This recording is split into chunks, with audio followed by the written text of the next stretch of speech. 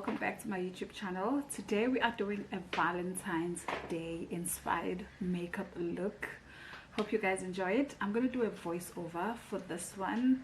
Hope you just sit, relax and get inspired and maybe recreate this look on Valentine's Day. I love you guys so much. Hope you've subscribed. If you haven't, please subscribe and give this video a huge thumbs up. Drop a comment down below if you have anything to say. Otherwise, let's get into the video. Okay, to start things off, I'm starting with this Wet n Wild primer serum. Just shaking it well to make sure that I get the full effect of it. I did do my brows off cam as per norm, but I will soon do an eyebrow tutorial for you guys. Yeah, because just brows take a bit of time to do, and I didn't want this video to be longer than it should be, honestly, because it's just a Valentine's full glam makeup inspired look. Going in with my You Better Work Essence primer. If you've been in this channel, you know that I prep my skin before before makeup. Really, I just prefer prepping my skin really well. I feel like if your skin is prepped well, your makeup is gonna look really good. So yeah, that's what I'm all about. And then the last step to my skin prep is the Kango setting mist. I just love this. Again, I've said this a number of times. I love how this feels on my skin and how it grabs onto my foundation. Okay, we're starting with the eyes, and for that I'm going to be using this Revolutions animal print palette in the zebra palette. I think that's what it's called. I think this is the zebra one. I'm gonna be applying this using my color brush. I think I'm still deciding here which brush I'm gonna use. Yeah, I'm using this color brush, and I'm gonna go in with this beautiful pinkish reddish shade. The reason I didn't go in with the transition color, like your neutral color or a brown, is because when I do makeup tutorials on my channel, I don't wanna do too much and use different palettes at once. I prefer just working with one palette at a time. Okay, you guys are zoomed in because I always prefer to zoom you guys in when I'm doing my eyes so that you can see exactly what I'm doing. However, while I was doing my eye, my other eye, I didn't realize that the camera stopped rolling. So I'm showing you guys basically what I did on the other eye because you didn't get to see what I'd done. I'm just gonna lay this red and follow with a sort of like a dark gray black shade in the outer corner, just to broaden the look just a little bit. Otherwise, this is a simple eye look. It's simple. This has to be one of the most simple eye looks I've ever done. So yeah, sit, relax, and just watch what I'm doing with this eye.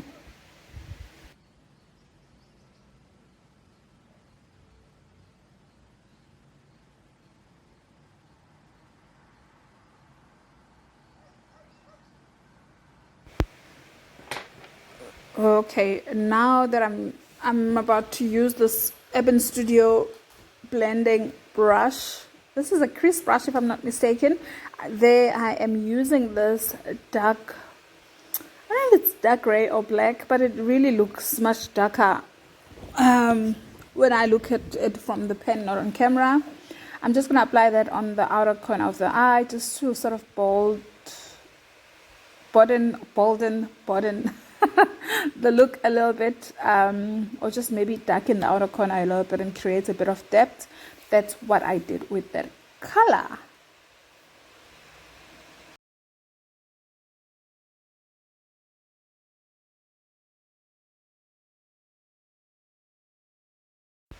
Okay, let's move over to the face. The eyes are done. I'm going to be using this L'Oreal Infallible Foundation. Just zooming you guys out a bit. Yeah, this looks better. We're going to be working with the face.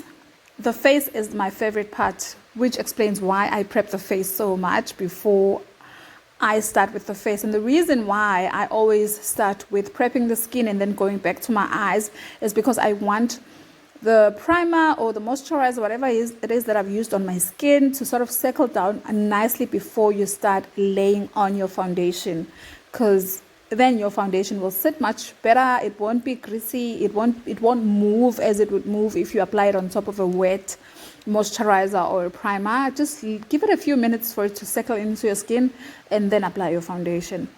I'm just applying my foundation with this Urban Studio brush all over the face, and yeah, I don't think you guys want to see this part.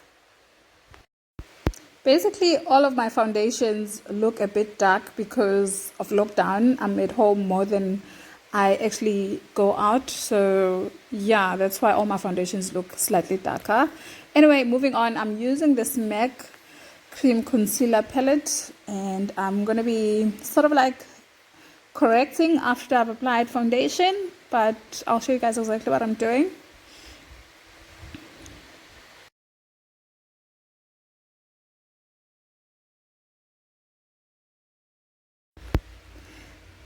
Remember I said we're going for a full glam look. So when you go for a full glam look, you want to make sure that your face is filtered and there is no blemish inside. So I'm going for that full coverage look, which is why I'm also using this L'Oreal Infallible foundation, because it gives me a beautiful sort of a full coverage look that I'm looking for. I'm also applying this on my under eyes because we're trying to get rid of the darkness under the eyes and the eye bags. Around my mouth area, I'm getting rid of the mustache below my nose. That's what I was trying to cover up with that. And yeah, basically these are the only areas. Oh, and I'll also apply this below my cheek because there's a bit of blemish that was popping out. Just wanted to cover that. Otherwise, that's all I've used it for.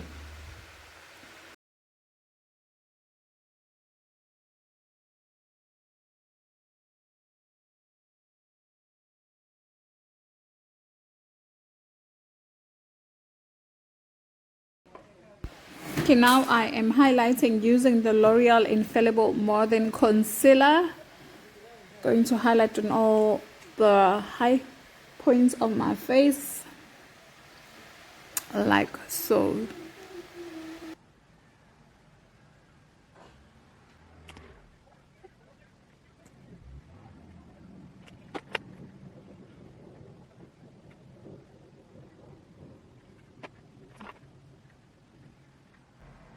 Okay, we are contouring now, and I'm using the LA Girl Pro Concealer.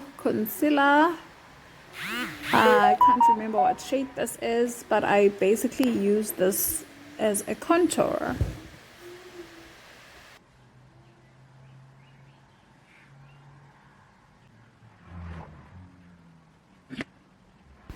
Using my Urban Studio brush to blend all of that out.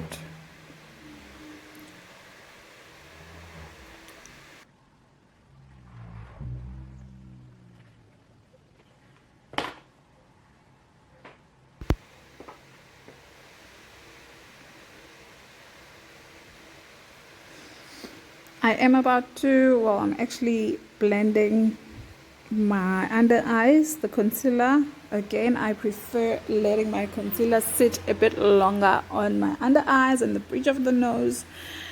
One, because it's easier to blend. Two, I get a more fuller coverage effect when it's been sitting for a few minutes.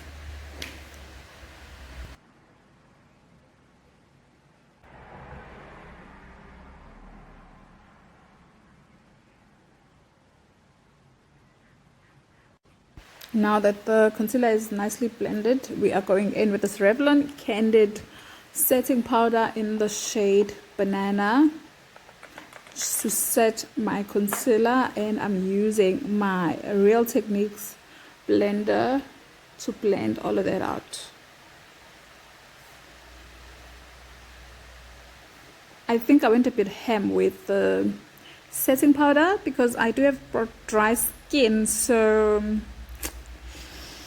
I had to really use a lot of Fix Plus setting spray, which I used off camera because my camera was burning up and I had to let it sit for a bit, and I couldn't bear the dryness that was on my face, so I just sprayed the MAC Fix Plus.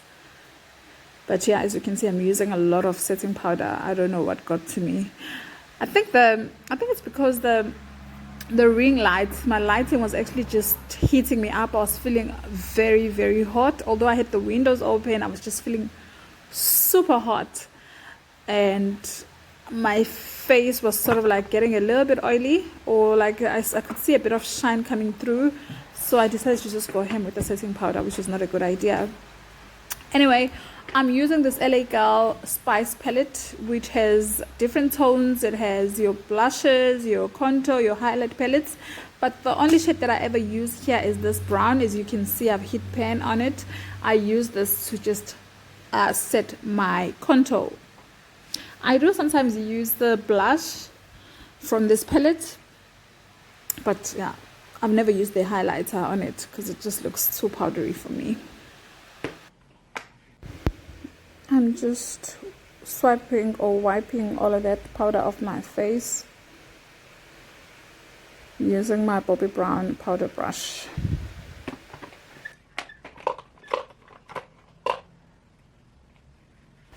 I kind of forgot to contour my nose, which explains why I'm doing it after I've actually applied setting powder on the nose. But I still made it work. I did struggle a little bit, but I still made it work.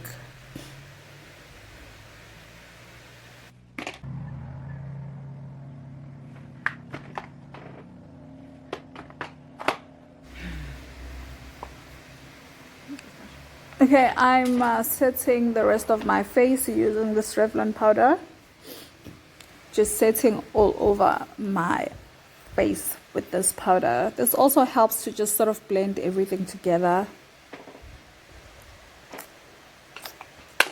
just to avoid those harsh lines. I'm going in with this Revlon setting spray. This is not a favorite of mine, which is why I had to use the Fix Plus off cam. Lashes are on. I did do my lashes off camera after applying the Fix Plus off camera as well.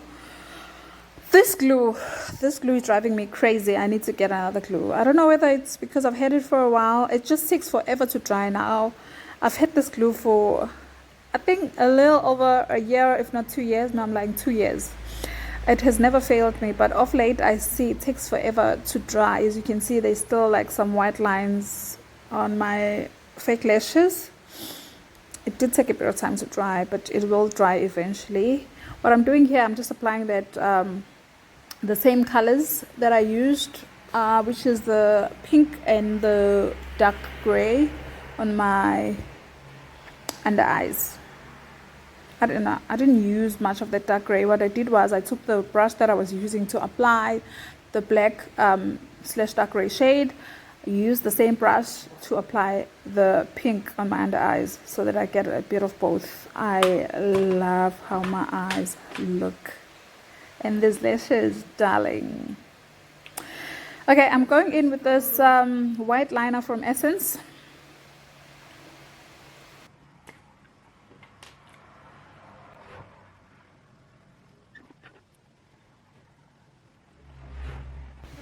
Using this L'Oreal telescopic mascara on my lower lash line.